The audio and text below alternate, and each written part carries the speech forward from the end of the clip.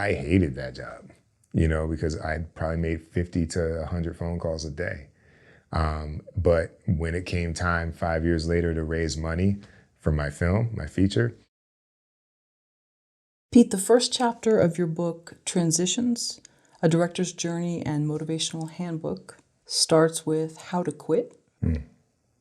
So what is this, and why is that important to start the book? So, one of the things that I wanted to keep in mind with the book was that I don't want to be prescriptive in saying this is the way you have to do it. And I also didn't want to be overwhelming to the reader in the sense of like, you got to figure out, you've got to know what you want to do. Every, nook and cranny of your career needs to be decided, and then just attack it. Because I know that it can take people various amounts of time to figure out what their voice might be, what their sensibility might be, what their appetite for whatever different position you might seek in the industry requires of you. And so I wanted to, in the beginning, speak about curiosity and how much of a benefit or a plus it is to have that. Because if you're not curious, I think you start to become a little too cemented in what you think works and does not work, and it's constantly evolving. And en route to figuring out what you want to do specifically, you're gonna have to quit. And so I wanted to hopefully present that to the reader in a way that it's not a derogatory word to quit. In fact, when you choose to quit, it's an empowering thing. So if you are walking down a road of, let's say you're editing and you're like, editing's not for me, and you pivot from editing to writing or editing to producing, that quitting can be a positive thing. So it's kind of my opportunity to rebrand the energy around the word quitting. And is there quitting with finesse and quitting with burning your bridges? That's a great question. I think that you can definitely quit with finesse. I think when it's clear what your goals are, then, I think I maybe found the right word or another word for it, which is a pivot. I think quitting can be just a pivot. But I also think you can end up burning bridges if you do it, if you don't dismount gracefully. You know what I mean? So I think the idea is to not burn any bridges because you never know when you're going to run into people again. And I think a lot of what we do in the industry is built upon relationships. So burning them down is probably not going to be in your favor. But sometimes that can be hard not to. Right, because I'm thinking if let's suppose there's personality differences, but it's better to, as I like how you say it, dismount gracefully, that might be difficult. And especially if there's an ego at the top. And so egos at the top tend to know each other and could make phone calls. So yeah, just how you dismount and making sure no one's pride is hurt, that's a difficult thing in any industry, I would imagine. Yeah, it is. I feel like, another thing that I've come to try and add to my process is like certain relationships are going to be, and by I'm speaking more specifically to like positions on a crew are going to be contentious by virtue of the fact of what each position is empowered to do, right? So like an easy example is like a cinematographer wants more equipment to beautifully capture the show, and a producer is wanting to get the best look for the least amount of money. And so if these two parties know that, then they can already accept that it's going to be a lot of no's and a lot of why's and a lot of seemingly contentious exchanges. But if you know it's going to be like that, you can get past that and kind of just have the conversation you need to, or maybe find a way to embrace it with humor, because we're all just doing what hopefully, we're all just doing what the job requires of us.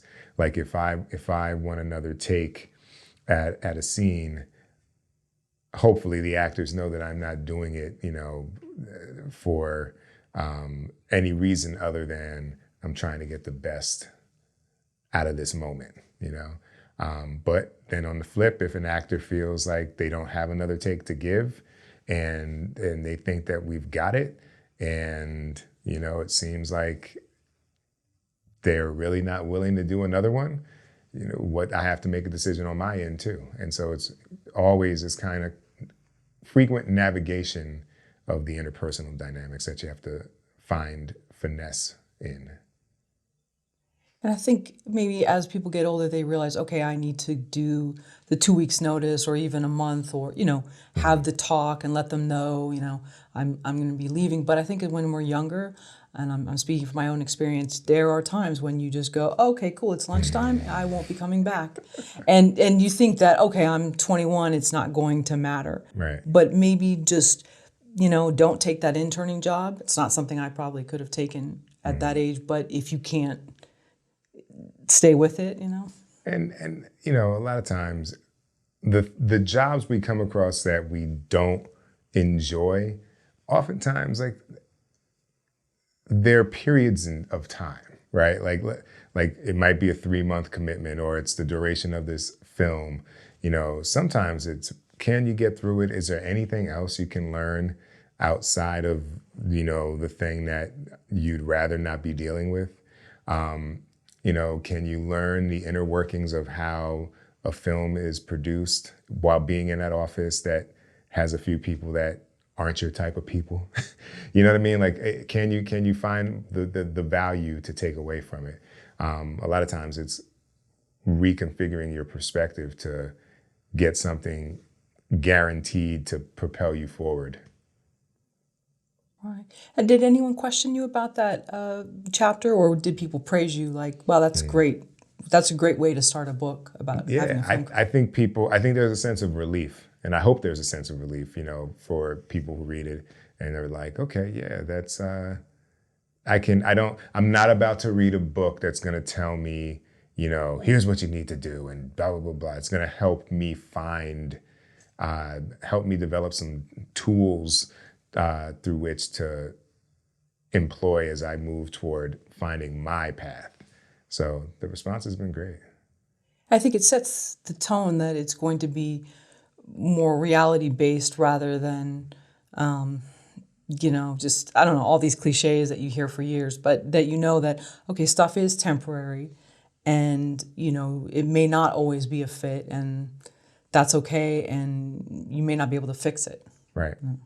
Right.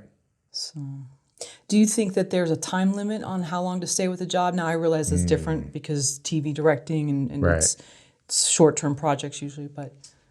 Yeah, that's a great question. I mean, I guess, so is there a time limit for how long to stay with a job? You know, I feel like a lot of what happens I'm going to take film and TV and try and marry, you know, the types of jobs that people have. A lot of times they're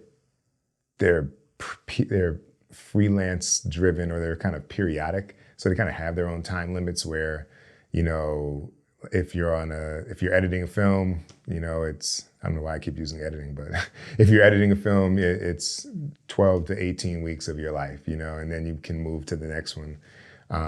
TV show, you know, 9 months, maybe fewer.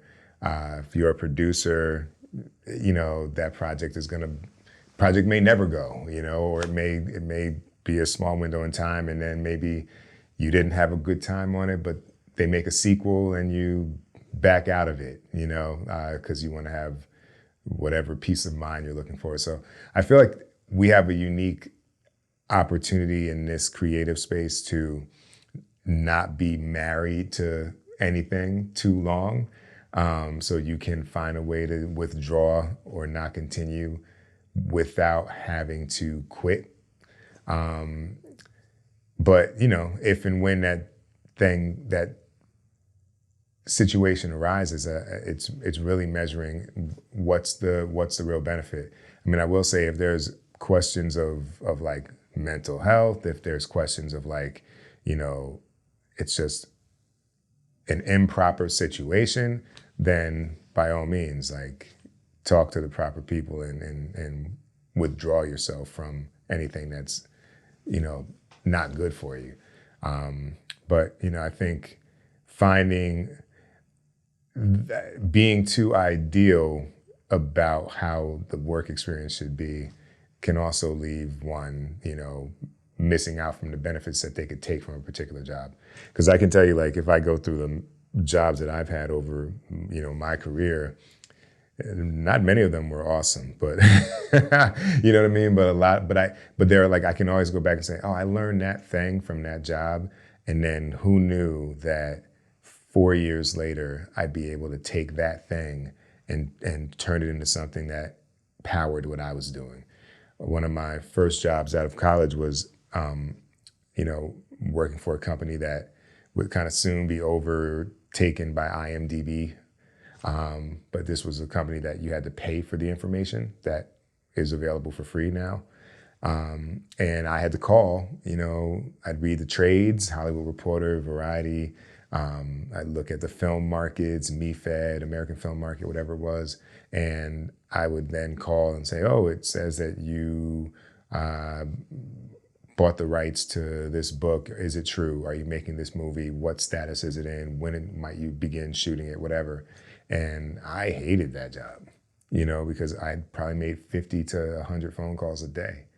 But when it came time 5 years later to raise money for my film, my feature, I had built a muscle up of like, I can talk to anybody, because it's just a conversation.